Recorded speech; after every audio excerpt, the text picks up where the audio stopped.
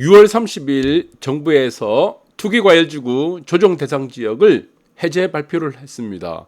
자, 이것은 정부에서 알려주는 투자 금지 구역을 알려준 것이다. 이렇게 보시면 될 것 같아요. 그러니까 규제 지역을 풀어준 곳은 정부에서 투자를 해서 먹을 것이 없다고 알려주는 곳이다. 그래서 정부에서 공식적으로 투자를 금지하는 구역이다라고 보시면 될 것 같습니다. 그러니까 규제 지역이 해제됐다. 이것이 박수칠 일은 아니다라는 것입니다.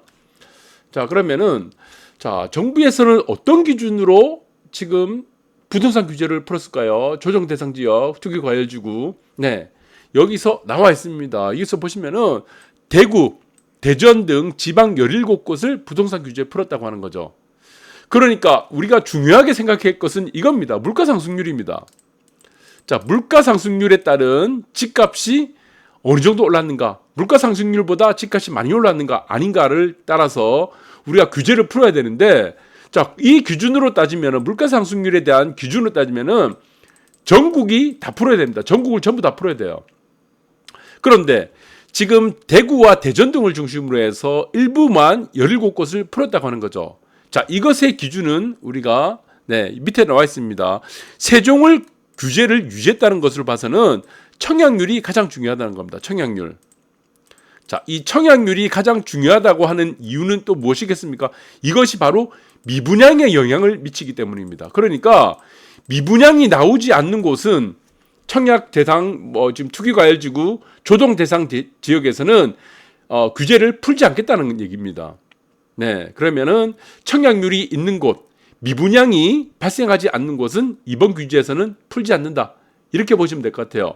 자, 그렇다면은 시세가 내려가든 올라가든 그것은 중요한 게 아니라는 것입니다. 물가 상승률에 따라서 얼마큼 오르냐, 아니면은 지금 시세가 얼마큼 조정받고 내려가느냐, 그것은 요번에 부동산 규제에서 푸는 것에서는 전혀 고려를 하지 않았다. 그래서 이번에 조정 대상 지역 투기과열지구를 푸는 것은 오로지 미분양이라는 얘기입니다. 청약률에 따른 미분양이 얼마큼 있느냐, 그것에 따라서 갈렸다라고 보시면 될 것 같아요. 그래서 대구, 수성구, 대전, 유성구 등 6곳 투기과열지구를 해제를 했다는 곳인데, 자, 여기서 투기과열지구가 해제됐다, 이 말이 무엇입니까? 네, 밑에 있습니다. 이 정답을 딱 주는 겁니다. 정답. 정부에서 정답을 내렸어요. 향후 집값 상승 여력 크지 않다고 판단. 그러니까 여기는 투자를 하지 마라. 투자하면은 먹을 게 없다. 예, 투자 금지 구역이다. 이렇게 보시면 될 것 같습니다. 정부에서 공식적으로 내려준 거예요. 여기는 투자하면 호구된다 라고 보여주는 것이죠. 그래서 대표적으로 대구, 수성구와 대전, 유성구라는 것입니다. 그래서 여기 사시는 분들은 제 얘기를 들으면 기분 나쁘겠지만 저한테 뭐라고 하시면 안 돼요. 네, 정부에서 이렇게 여기 있잖아요. 상승 여력 크지 않다고 판단했다는 거. 이 정답이죠, 이게 바로. 그러면은 정부에서 상승 여력이 크지 않다고 판단했다는 것은 투자를 하지 말라는 얘기입니다.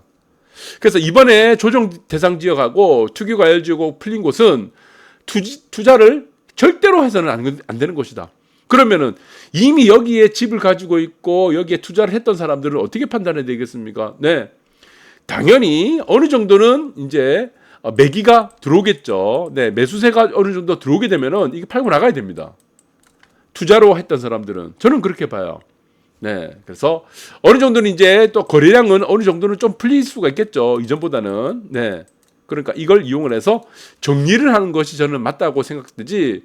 네, 여기서 무슨 규제적이 풀렸다고 새롭게 신규 투자를 하는 것은 저는 아니라고 봅니다. 그리고 중요한 것은 또 세종 빼고 지방 투기과열지구 다 풀었다는 거죠. 네, 세종은 아까 말씀드렸죠. 여기는 청약 경쟁률이 있기 때문에, 네, 미분양은 아직 없기 때문에 청약 경쟁률로 인해서 여기는 투기과열지구에서 풀지 않았다. 이렇게 보시면 될 것 같습니다. 전국을 보니까 이렇습니다. 자, 전국에 아파트가 있는 곳은 모두 다 규제 지역으로 다 묶어놨습니다. 이전 정권에서. 아파트가 한두 채만 있어도 다 묶어놨어요. 지금 서울 수도권 밑에 보시면 주황색이거나 시뻘겋습니다. 여기서 이제 보시면은 특이한 것은 수도권은 단 한 곳도 풀지 않았다는 것이고, 세종. 그래서 수도권, 서울, 세종은 다 제외됐다. 그리고 특이한 것은 부산이 조정지역 대상에서 풀려나갈 것이라고 저도 예측을 했습니다. 일부. 네, 전부는 아니겠죠. 그런데 여기서 단 한 곳도 풀리지 않았습니다. 부산 같은 경우는 아주 특이하죠. 이 왜 그렇습니까? 네, 이 기준이 뭐라고 했습니까? 네, 청약률이라고 했죠. 청약률. 그리고 무엇이라고 했습니까? 네, 미분양이죠. 미분양. 그러니까 청약률이 나오지 않고 미분양이 있어야지 규제 대상에서 풀린다는 얘기고, 부산은 청약률이 굉장히 높습니다. 100대 1이 다 넘어가니까, 그리고 미분양이 발생되지 않아요. 풀 수가 없다는 겁니다. 그래서 이 부분들을 지금 다른 지역하고는 풀린 곳과는 전혀 다르다 이렇게 보시면 되고, 요약하면 이겁니다. 주정심에서 판단했던 거는 위에 있습니다. 대구, 수성구, 대전, 동구, 중구, 몇 서구, 대구가 많죠. 대구가 많이 지금 풀렸는데, 지금 투기과열지역하고 조정지역 풀렸는데, 이거는 미분양이 무덤입니다. 지금 심각합니다. 지금 미분양의 무덤이다. 대구 같은 경우는. 그리고 조정대상 푸른 곳들 보시면은 주로 대구하고 대전, 그리고 순천시, 광양도 있고, 그리고 좀 특이한 거는 투기과열지구에서는 경남, 창원, 의창구도 있네요. 네, 그러니까 여기에 나열된 모든 지역들이 있습니다. 여기에 순서대로 나왔죠. 투기과열지역, 조정대상지역. 이곳은 투자를 해서는 안 된다. 투자 금지 구역이다. 이렇게 보시면 될 것 같습니다. 네, 여기에 덥석 물게 되면은 심각하게 될 수도 있다라는 것을 정부가 경고를 날린 거고, 저도 이 경고가 상당히 맞다고 봅니다. 얼만큼 안 좋으면은 지금 이 상황에서 지금 규제 지역을 풀겠습니까?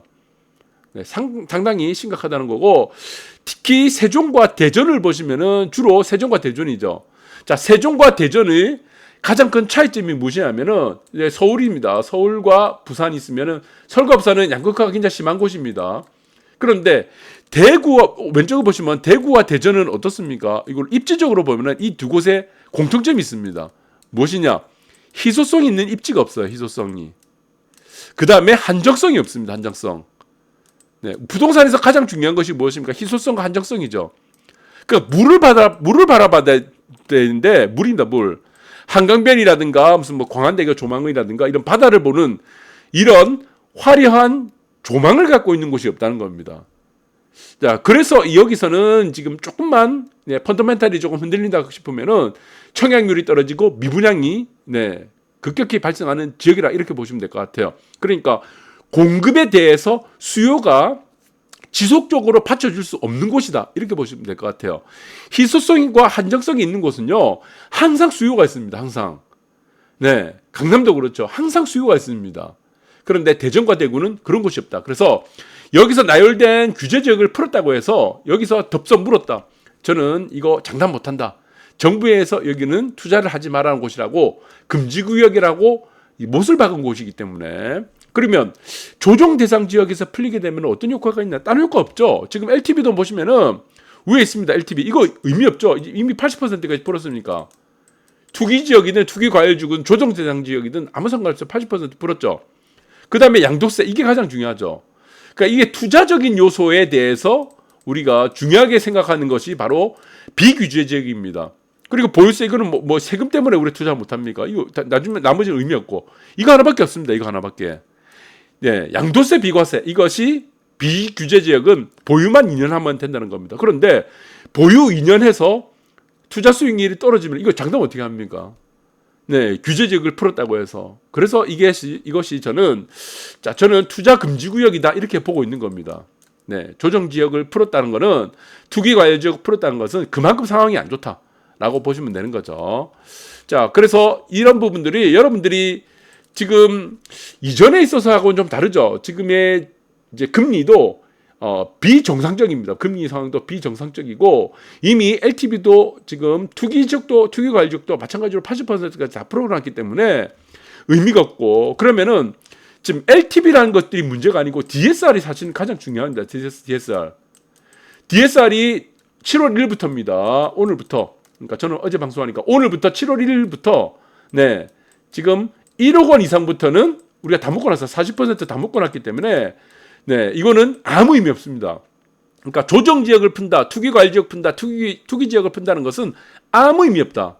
그래서 양도세에 대한 부분, 인센티브 말고는 아무 의미가 없기 때문에 저는 이것에 따라서 조정지역이 풀렸다, 투기과열지역이 풀렸다고 해서 새롭게 투자 수요가 매일 들어온다라고 하는 것은 저는 좀 초보적인 생각이다라는 생각밖에 안 듭니다. 실질적으로 여기서 만약에 지금 규제 지역이 풀린 곳에 투자를 한다는 것은 굉장히 좀 위험한 발상이 아닌가.